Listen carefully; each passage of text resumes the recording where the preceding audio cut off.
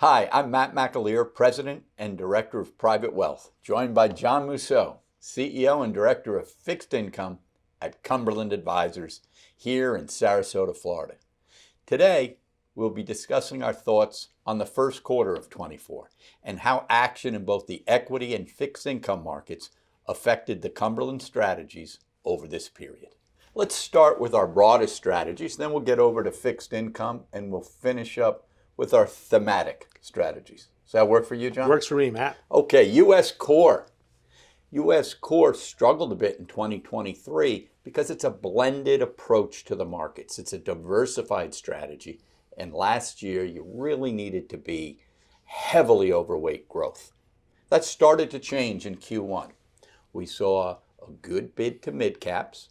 We saw a solid bid to some different sectors that were helpful to our broad core holdings. Energy strong, industrial strong. So it was a nice solid Q1. What we'd like to see is some of that continuation. Right.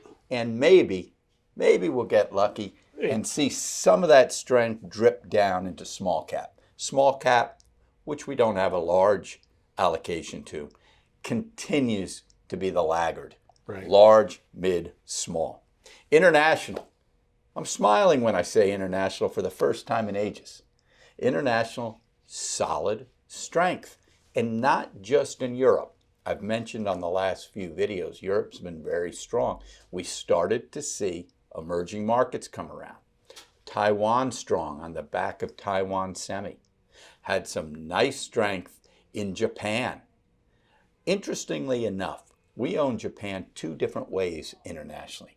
We own EWJ, which is the Japan ADR ETF. And then we own a hedged Japan ETF, which tries to take advantage of the strong dollar versus the yen.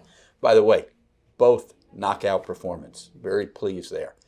Laggard, a little bit of softness in Latin America. Monster third and fourth quarter last year, just backed off a little bit. Right. As we started April, that area has gotten a bid again, which is nice to see. Active passive, one of my favorite strategies. What is active passive? This is our foundation strategy, John. 60% equity divided between the S&P 500 and the mid-cap 400. 40% bonds, either munis or taxable, depending on the client's need.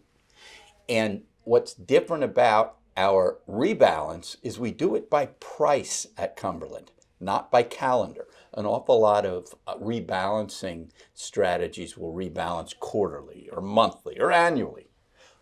We do it by price when we get into 5% increments on both sides. So if equities run to 65, therefore dropping fixed income to 35, we'll peel off some equity and buy some bonds.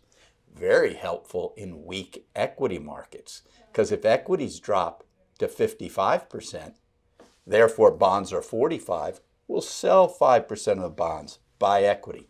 We call that forced buying low in either asset class. And one thing that helps, particularly now that interest rates are a little higher, is that if you do shift a little more into bonds, you're getting paid more. That's it.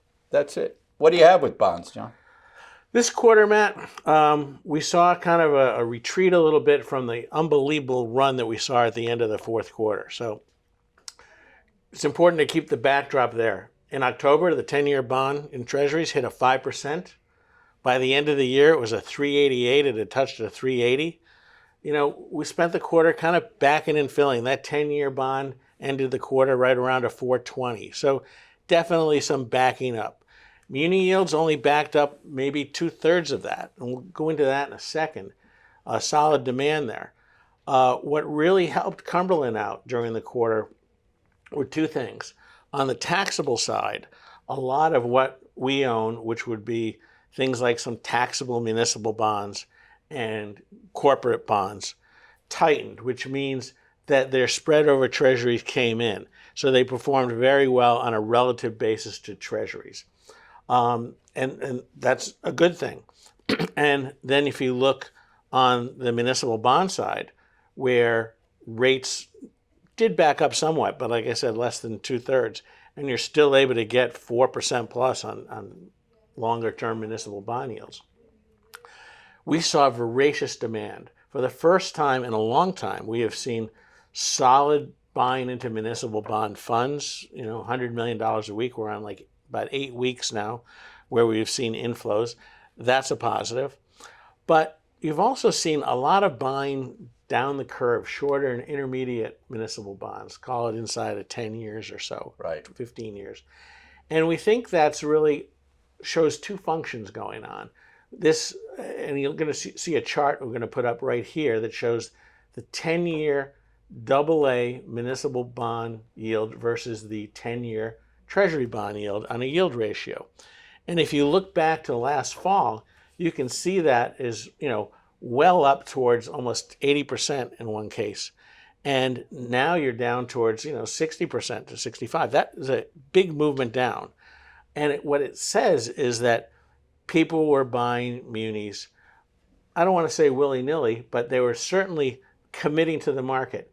And when you look at it, it says to you two things. It says, wow, people want to commit to bonds, possibly because they see a change in tax policy coming out this fall, with a change in maybe one or both houses of Congress, maybe in the White House, but they want to get committed now. And we think the other side of this is the market maybe fading treasuries a little bit. That's responsible for some of the tightening on the corporates and taxable munis, and also partly of the tax-free municipal bond performance, is that I think people are concerned where they're seeing the large deficits that are out there, as well as the fact that the interest on interest component of the country is getting higher, and they want to see some changes out there. So, and remember, the U.S. did get downgraded by Fitch Rating Services last fall. And all of these things are not by themselves any big thing, but I think they conspire to say, hey, look, you guys got to do some fixing up here, and they're fading treasuries a little bit. And one of the ways you look at it is look at the difference between the U.S. 10-year bond and the German 10-year bond, which is running around 2%, 200 basis points. That is a wide spread. It's usually not that wide. Sure they're at 2 and change, and we're at 4 and change. Sure is. And we also like to point out to clients, regardless of some of that volatility we're seeing in the bond market, what a difference it is cash flow wise in looking at, let's call it 4% yields in our taxable, higher than that taxable, maybe a 380, 390 yield to maturity in the tax-free area versus 1.25 4 or 5 years ago. I couldn't agree more, Matt. And the real important part about that is the fact that if you get out another year, 2 years, 3 years, 4 years, and the coupon contribution to the total return of a bond portfolio, when you're running at 4% tax-free or close to 5% taxable, is so different than it was a couple of years ago. Sure. And the compounding effect of that. And that's what really makes bonds such an important part of a basically a portfolio that contains both equities and fixed income. Yeah, solid anchor. Okay, let's shoot over to our thematic strategies. When I say thematic, it means we're trying to identify areas in the market, sector and industry-wise, that can create a little alpha, that can create some performance versus the benchmark. Let's get started with U.S. Equity ETF. David Kotak, lead manager. David is overweight currently in the small cap area, trying to get in front of lower rates down the road. If we don't get those lower rates, that's a position we'll have to revisit. Overweight in terms of sectors and industries, quality. When I say quality, defense, healthcare, financials.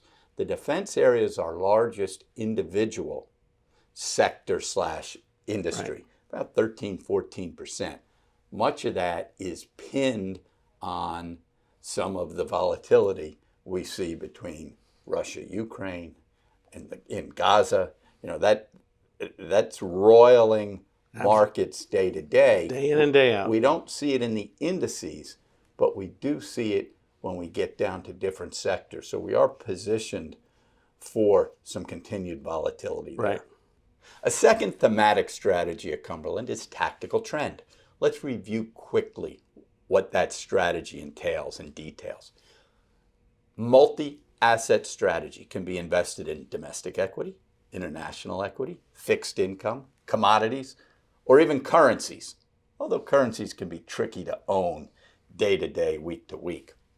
In terms of where we're positioned currently, 70% domestic equity. It's the clear relative strength leader. We have a 20% slice right now, John, in short-term treasuries at 5.25. Still paying 5. Yeah. They continue to exhibit strength from a relative strength standpoint in the fixed income area.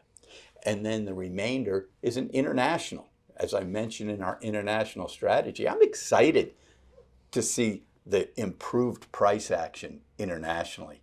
And that's an area we may expand going into Q2.